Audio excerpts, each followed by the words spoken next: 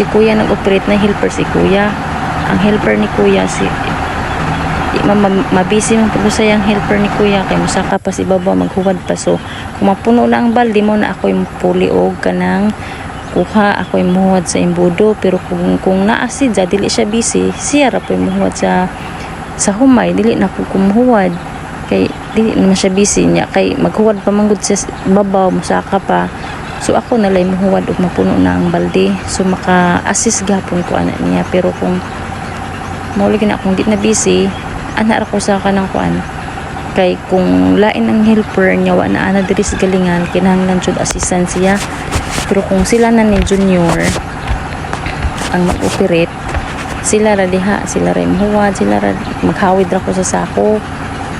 Kung kuan, kung sila ni Junior kay naanad na bitaw sila, makakibaw na sila hang buhaton. Diyan ana manguha ko